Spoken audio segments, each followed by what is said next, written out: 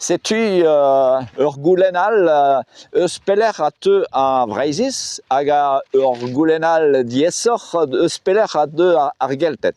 Setu evit pezh a zel deus a vreizis eo ez a valar peogwir eo Brittany, Brittany, da lavaret eo omdeut deus Breizh-Veur.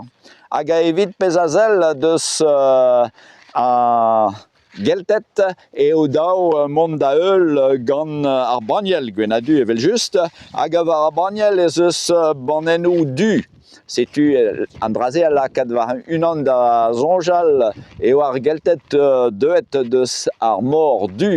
Se oa palzo daou mil, 3000 bloavezh ken Jesus Christ hag goude bezañ savet eno e in diskennet war-zu a bro India, war-zu ar stêr Ganj. Hag eno o deus labouret kalz evit gouzout da kompren gallout an dour. Hag setu o deus kemeret an drazé, digaset an drazé amañ vro, setu perag bremañ tal kichen a chapelioù e peus ur feunteun. Hag an tud amañ a plij dezho a pardonioù kichen ar feunteun tro-dro ar chapelioù.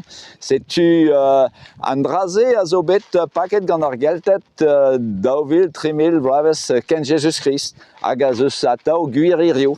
Hag amañ nin zo tal kichen porzh an aberac'h, setu l'er dedennus kenañ evit mont a-don etre Breizh a Breizh-Veur peogwir Brittany a zo hor Breizh-Veur bihan.